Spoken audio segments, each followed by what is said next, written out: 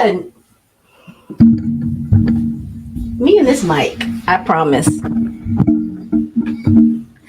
Good morning, good afternoon, and good evening. This is Pamela, and you are watching Pam Entertainment TV, where we review movies, television series, and incidents in pop culture just to see how those incidents may or may not affect our daily lives. Listen, you see it running across the screen. We are about to review. I did watch the first 5 episodes of Unprisoned. So I'm going to review them. I think it's how many episodes is it? It's 8. So I'm going to review the first 3. So that's 1 through 3. And then I'm going to review in another video 4 through 6. And then my last video will be 7 and 8. Okay. How are y'all doing out there today? If y'all are doing okay and you would like to share the love, please hit this like button. It's right down here. Just hit the like button. Also, if you're so inclined, please hit that subscribe button. Once you hit that subscribe button, you'll be opened up to a plethora playlist of all the movies and the television series that I have reviewed thus far. All right, let's get into it. Let's get into it. Now, Unprisoned is a show produced by Onyx Productions, which is Kerry Washington's production company. And she must have a mass deal with Hulu because you remember Reasonable Doubt, which we loved and which is coming back for season 2, people. She had Reasonable Doubt, and that was a hit. And now she's come out with Unprisoned. Now, I will tell you, I don't know how this is listed because I don't know why I thought it was listed. I had heard or seen that this was supposed to be a comedy. It doesn't come off as a comedy to me, unless I'm not getting the comedic timings or something. It's not really coming off as a comedy, so to speak. But we'll just get into it. So we have, let me get their names. Oh, Lord. It's a lot to get these names. I know the young boy is named Phineas. I know y'all hate me when I do this. I think I'm as prepared as I could be. And then I realized real quickly, charge it to my head, not my heart. That I get, names just escape me up until I watch the show. Maybe Here we go. Because you know me, I'll call them Kerry Washington in a minute, child. Knowing that that's not their names. Let's get their. All right, here we go. So we have Paige Alexander, and her father Edwin Alexander. And she has a son named Phineas. All right. And they all call him Finn. So basically, as the story opens, we see Paige going to the prison to pick up her father. We also see some flashbacks and things like that of her always waiting for her father, because now we figured out that her father has been in prison 3 separate times during out her life. And each one of those separate times, he makes a statement, I'm not going back. And he ends up going back, which has disappointed. So then he has left her with different people. At first, when he went to prison the first time, she ended up in foster care with this Lutheran pastor and his wife. And I think she stayed there for about 6 or 7 years. When he gets out of prison, he excuse me. He then takes her back, and then he goes back into prison again. And then he leaves her for, I think he went in for a few years. Then he leaves her with his then girlfriend, Nadine. She leaves her with Nadine. He comes out of prison and he goes back into prison again. And so she lives with Nadine through the course of her childhood. Now, I will tell you this is just glaring, but it is to know that Paige and her father are Black, and the foster parents that she was left with are white. Nadine is also white, and she has a foster sister who is of Asian descent, Esty. And I think Esty stayed with the foster parents throughout her life. And Kerry Washington stayed out through like the formative, that was up till about 8 or 9 years old. So as the story comes in, Kerry is now a grown woman in her mid to late 30s. She has like a 15-year-old son, Finn, and he's biracial. So this is the family as it starts off. Now, when she's waiting at the prison, the probation officer, whose name is Maul, he tells her that he really wanted Edwin to go live with her, but Paige is like, no, I've got a family. I don't need him coming in upsetting anything that I got. I don't need him making promises knowing that he cannot keep. I have a 15-year-old son. He is impressionable. He has said this several times that that he wasn't going to go back. He wasn't going to go back. And then he ends up going back. So she is very clear and adamant that she does not want him to live with him. The probation officer, he's adamant. He's like, they'll have better outcomes when they move in with family than versus them moving out someplace else. And especially hooking up with the same people that they had hooked up with before, they have higher probability to do that. And she says, he's a grown man. He can do what he want to do. So pretty much that episodes. And apparently the name of the first episode is Repetition Compulsion. And basically, I guess that I am wondering if that is a psychiatric term, a counseling term. But it was very interesting that basically you keep doing the same thing or running into the same types of people until you like whoever you grew up with and however they presented themselves in your life. Like her father, he always said that he was going to do something, and then he didn't. He did the opposite. He said he wasn't going back to jail, or he wasn't going to do the things to get him to go back to jail, and then he does those things again. And so now you look for people in your life that have that same kind of MO until you fix that. You fix yourself, you fix that, and not allow those types of people to come back into your life. But what are you going to do with your father? Because he's going to come back. I guess unless she cuts the cord from him. But it was an interesting term, and I thought about it. I was like, wow, I think a lot of us go through this repetition compulsion until we figure out or understand that's what's going on, and we need to do something to fix it. Oh, let's see. Where are we? So he gets out, and again, he is talking his talk. He's one of those guys, those old school black men, grew up in that pimpo situation. He doesn't seem as drastic, but he was hustling and hustling through drugs and things like that. And he was doing the things that his hustle was on an illegal situation instead of something legal. And so instead of him hustling with some, I don't know, y'all, selling things and stuff like other things besides drugs, if he'd done something like that, maybe it'd be different, but I don't know. But he comes from that old school and that kind of thing. And it's just like, hey, don't, I don't want you to talk about what I've done. We're just going to continue moving forward. And she is in a situation, a situation ship. She has this boyfriend who is married, but she's like, he's going to get a divorce. And she's going through that whole situation, believing a man, what he tells her until he shows that that's not it. And she living in this quasi deluded world that, oh, it's this, he's not saying that. That's not what he wants. That's not what he's saying to me. Until she's finding out it has to be presented to her in a way, that there's no more excuses could be made. And that's why it's so important to have people in your life that will tell you the truth, not about trying to tell it to you in a I don't know if I want to even say that, because you got to be able to digest it, because if you but be tactful when telling you the truth, no sugarcoating it. Like, if listen, you are with a married man, and that man is not going to blow up his family for you.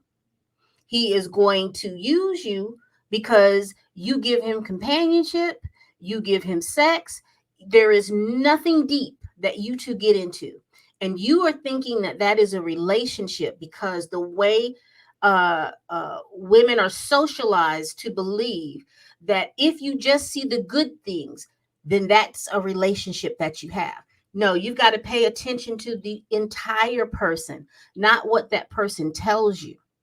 You got to pay attention to the entire person. You got to pay attention to the actions, because their actions are telling. If their actions do not match what they're saying, then they are lying. Period. And you need someone to be able to tell you that and to go over that and also be there with you once the discovery hits and then you start to crash and you start to burn. All right. Help them put that fire out. Anyway, off my soapbox. So we just go through the dynamics and we meet Finn. And you know me, I'm always interested in what the younger generation is thinking. I've always been that way. And so we have Finn. Finn is 15 years old. He seems pretty much a loner, because his mother is pretty much like that. She doesn't let too many people in, and that's okay. She doesn't seem introverted as much to me, more so than that she is a loner, and that is how she has raised him up. And I'm pretty sure that she has raised him up in this quasi delusional thing that everything is going to be okay, and don't you worry about anything. There's nothing for you to worry about. Instead of being truthful. Instead of just being truthful. Hey, there are going to be some days that we can't afford this. There's going to be some days that, I'm going to be upset. There's going to be some days I'm going to be dating. There's going to be some days that I'm not going to be dating. There's going to be some days that your father's going to come. There's going to be days and he's not going to come. If he doesn't come, that doesn't mean that whatever it is, be truthful about it. Because, we are dealing with a lot of, living in that quasi delusional world. You have a lot of adults that are running around here now that have no critical thinking. They think what you say is everybody is truthful when they're not. You don't look at someone's actions and their words matching. No one has taught them that. They have just been running around the world, bubblegums and ice cream, that everything's going to be okay. And you raise children like that. You have children that are grown now that throw temper doggone tantrums in the store because they haven't gotten what they wanted, or you haven't said what they thought you was supposed to say. You didn't give them what they thought that they were supposed to get. You have a lot of adults, and those types of adults are dangerous people. Dangerous people. They are dangerous people. And we have a world of these dangerous people. In my generation, you have, well, it was on the back end of my generation. You have some people that are like that.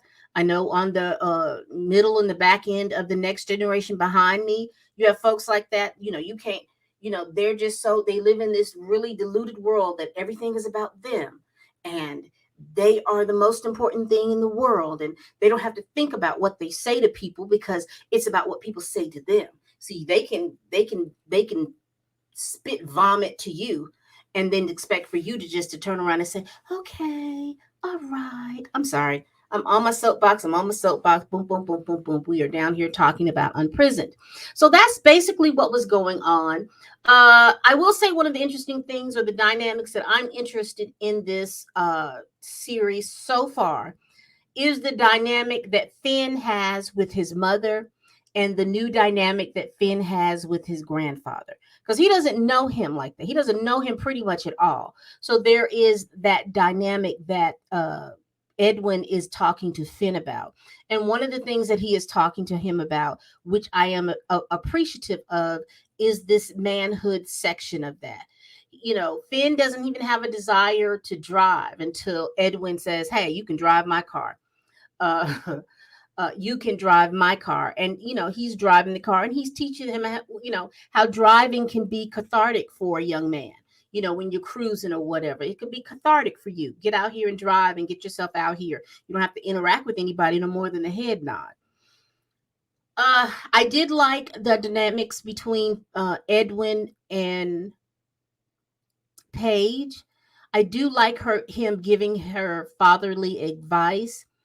But he knows it's going on not deaf ears. She set a standard with him, and I think the probation officer made it clear that she set a standard for Finn, and Finn is going to have to meet that standard. He's going to have to come up and rise to that standard. So if she seems standoffish, it is because she's expecting you to go back.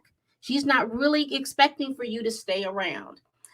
Edwin goes and he gets a job. He tries to get a job at Parmesan Garden.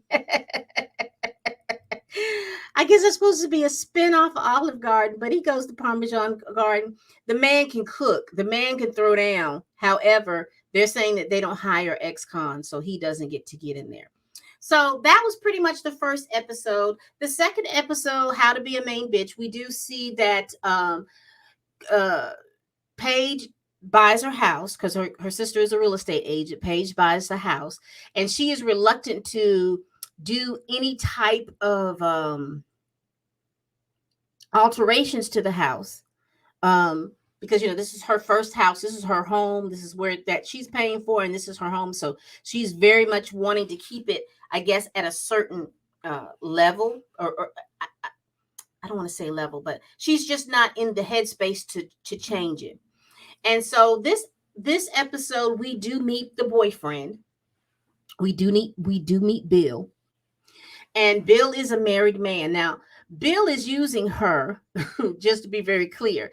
So he wants to be able to do the father-daughter dance with his daughter who is getting married. So he takes her to the dance lesson so that he can learn how to do the dances. And in this whole process, and in this episode wasn't that long, but basically Edwin was talking to her about, you're either the wife, the side piece, or the jump off. And he says, and I don't know about this logic, but this is the logic that he said. He said, a man with his wife, he'll lie to his wife because he doesn't want to lose her. He appreciates her. He doesn't want to lose her, so he will lie. He'll tell everything to his side piece because what does it care? That's the person he's going to talk to. He'll tell everything that he has to because he does not really care about what she thinks, when she thinks, and how she thinks.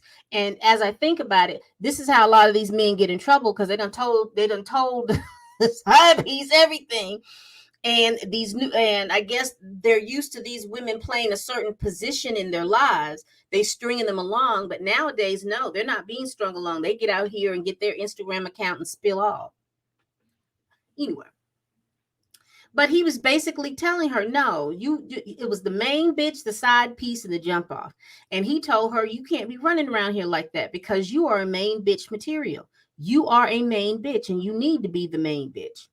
And she's like, oh, that's not true. She's in that quasi-delusional world where she's thinking that what this man is telling her is gospel. And until what her father says, she starts seeing things and things ring true.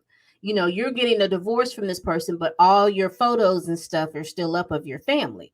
So that tells me that where they are and where they're meeting, he hasn't left his wife. That's just where he meets when he can't get home like he wants to. Because I'm assuming they live in Minnesota. So I'm assuming that his wife and them live in the suburbs and he works in the city. So he has a place in the city that he sleeps overnight when he can't get out to the suburbs.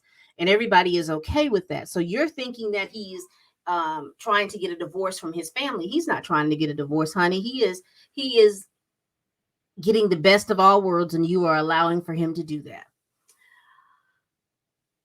Oh, I think that was it. She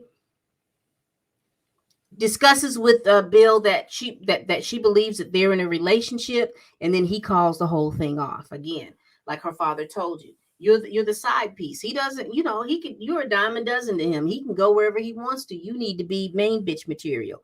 But I don't know how much of a prize main bitch material is when you are all out here doing the things that you're doing. That's just a me thing. All right. And then, Are You My Mother Wound? This particular episode, she's having a housewarming party. And I will tell you also, too, that in this episode, she starts a relationship with the probation officer. In this episode, I don't know, for some reason her and Nadine do not get along. She's something about her and Nadine is very salty about that. She's like, I raised her from when she was 8 years old until she went to college. I was the one that entered education and helped her get off and go to college, but she treats me, she doesn't talk to me, she doesn't come around, she doesn't treat me well. And that hurts my feeling. Because Edwin's like, well, give her some time. He was like, no. She said, I raised your daughter for you, and they're not married, nothing. I raised your daughter for you, and I just feel like she should speak to me or talk to me in a different tone. And Paige comes around, and she realizes that is the truth. But it was funny at the table. It was tit for tat with Paige's foster mom, and with Nadine. And the foster mom is sitting there, trying to be all, how they're very religious are. They're very benevolent. You see that I took Paige to we drove her down to Leavenworth, and then there was a way that something happened, and they were going to cancel the visit today, and I talked with the prison guard, and he let me in. And I tickled because Nadine said, well, I took her in, and I was her mother from 8 to 18, and I didn't get any money from the state. The way I cackled,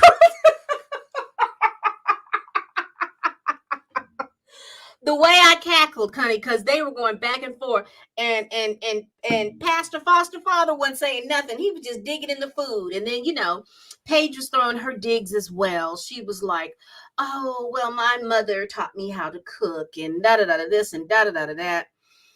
And then it hit her that, hey, you're hurting Nadine's feelings. This woman didn't have to. This woman literally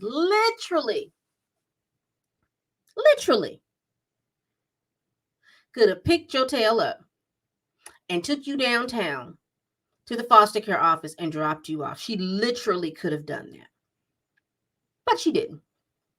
She didn't take any money from anybody to raise you. She spent her money to raise you. And like I said, I don't know exactly what that was about. They never did give all the meats and the potatoes about it. I don't know exactly what it was. And maybe I'll watch it again because I didn't see it. So they ended up having a truce, and she's having to acknowledge that she had two women in her life that raised her, because her biological mother, we don't know what happened to her biological mother. So that's it. I will give my overall. That's the episodes, and I've been going back and forth in this review, just going in and off my soapbox. So I'll just give you an overall review of this series. So for me, glaring, I like Finn. I like his spirit. I like his conflict that he has within himself between, loving his mom and knowing what she's going through without her being with her father, versus now he has his grandfather and him wanting to bond and wanting to do with his father. So I am enjoying that. One of the things I think it's not a theme, but it is, and it's just me being who I am. I am a little perturbed and it could be, I don't know. I am a little perturbed because where is, if Edwin lives there, where are Edwin's brothers and sisters? Because they, I think in one of these episodes they mentioned seeing the brothers and sisters. I am a little perturbed as to where was your family that they didn't take your child in. I am perturbed because where was the mother's family, and why didn't they take Paige in? I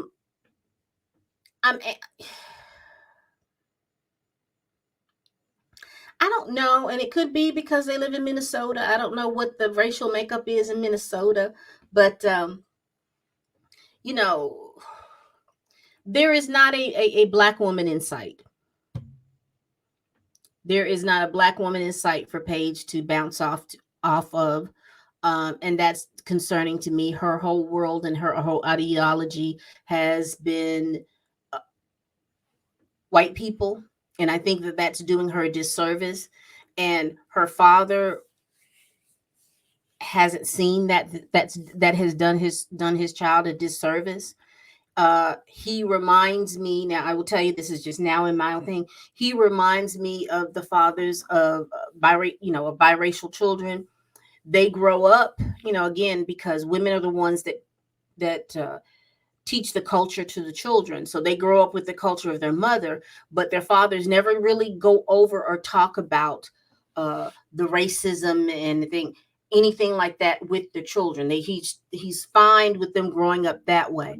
Now, if those biracial children look like fair skinned black folks, they've done themselves a disadvantage, because now they can get into racial incidents, and then they don't really know that what's going on around them is that. Or, and people say, well, that's good, they don't know. It is not good. You need to know when someone makes a remark to you. You need to be able to react to it. You don't have to be fighting and fussing all the time, but you need to be able to react and say, that's not cool. That's not cool. So for me, I don't think it's cool that Paige did not have anybody in her family or anybody that looked for her, and Edwin not make any kind of arrangements for her to be raised by someone, or have someone in her family come into her life. Nadine could have raised her. I'm not saying that she couldn't have thrived there. I'm just saying that I felt like that should be addressed, and it's not. I also I'm not really feeling I'm not really feeling her relationship with the probation officer. I think it's going to end badly. I don't know what it is. It's just something about Paige is going to sabotage that relationship. I'm not really feeling that. It was something else. Oh, I didn't mention either, talking about Unprisoned, is that Paige has a lots of conversations with her little girl self. And the little girl that plays her, it's, what is it, Jordan McIntosh. Oh, she's just an absolute wonder. So, but I do love that inner dialogue that she has with her inner self. So I'm enjoying that aspect about the show. All right. Are y'all watching? Have y'all watched it? What are y'all thinking about it? Leave down in the comments and tell me what your what points that you enjoy about this show, and what things that you don't enjoy about this show. Like I said, I've watched the first 4 or 5 episodes. I'll review the next 4 to 6 will be my next review. But y'all leave it down in the comments and tell me what you're thinking about this show. It is Unprisoned. It's show with Kerry Washington and Delroy Lindo. I am loving their dynamic together. Those two, they do have chemistry, and I do enjoy that. I do enjoy how they bounce off each other. That's why I was unsure whether or not this was a comedy or not. But the comedy doesn't, for me, it doesn't land. It doesn't really land, because it just seems like regular banter to me. If it was supposed to be comedic, I am missing it. I am definitely missing it. But again, tell me what you all tell me all what you think of this episode. Tell these 3 episodes. If you have not watched it, are you looking forward to watching it? Go ahead and watch, and we can have banter about it in the comments. All right. We do this every week, and as always, people. Bye bye.